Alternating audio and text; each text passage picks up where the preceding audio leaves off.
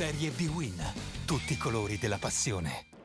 E l'anticipo della sesta giornata del campionato di Serie B-Win nello stadio Romeo Menti di Vicenza. I biancorossi padroni di casa ospitano il Livorno di Novellino in una partita che è già cruciale per il destino di Silvio Baldini, la cui panchina traballa dopo aver conquistato un solo punto nelle prime 5 giornate.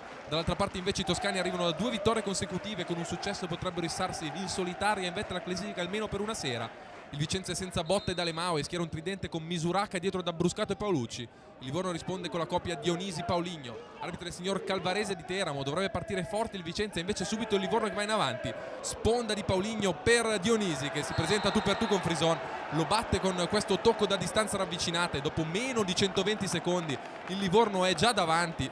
Quinta rete in questo campionato per l'attaccante reatino ex Celano Olimpia, che appaia così cocco e tamano in vetta alla classifica cannonieri. Qua possiamo riapprezzare l'assistenza di Pauligno per il compagno che va in rete. Al quarto minuto è ancora il Livorno che prova a rendersi pericoloso. Genevieve direttamente a calcio di punizione prova a sorprendere Frison, che è costretto a rifugiarsi in corner. All'ottavo minuto sempre Livorno, ed è un episodio contestato perché Frison si scontra con Pauligno, va a terra, non fischia il fallo Calvarese, che poi invece ferma il gioco proprio mentre Barone batte in rete, con Novellino che si infuria per questa decisione. L'arbitro va fermato il gioco solo perché il portiere era a terra, non ha ravvisato nessun fallo, infatti poi si riprenderà da una palla scodellata. Comunque il Livorno rimane in vantaggio solo per 1-0. Al 21esimo si fa vedere finalmente anche il Vicenza, verticalizzazione di Rigoni per Paolucci, che vince un contrasto ma poi non riesce a concludere la rete, trova un tiro solo centrale e debole che Bardi riesce a parare. Dall'altra parte al 25esimo Barone ci prova con un sinistro al volo diretto all'angolino, si distende bene Frison per salvare in angolo. Al 34esimo corner dalla destra, tocca Agustin e nella tonnara sbuca da pochi centimetri Rigoni, che infila in rete il gol del pareggio. Quindi dopo 34 minuti il Vicenza trova il gol dell'1-1 con questa zampata di Rigoni, giocone classe 1990, cresciuto proprio nella primavera dei biancorossi. Sull'1-1 finisce il primo tempo con un Vicenza in crescendo dopo una prima mezz'ora dominata dal Livorno.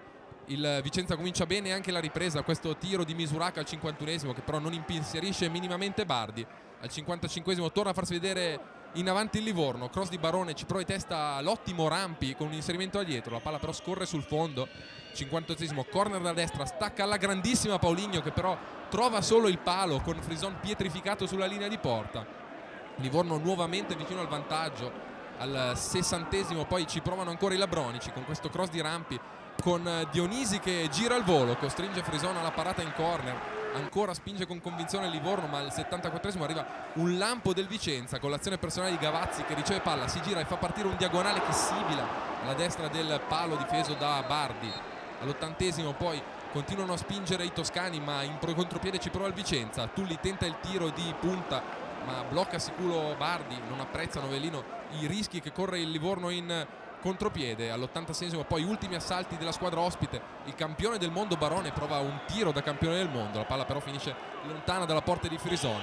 Finisce così la partita 1-1, non è un risultato troppo bugiardo, anche se il Livorno avrebbe meritato magari qualcosina in più. Il Vicenza trova il suo primo punto stagionale in casa e si issa faticosamente a quota 2, salvando forse la panchina di Baldini. Il Livorno sale invece a quota 11 punti, ma vede sfumare il sorpasso in vetta.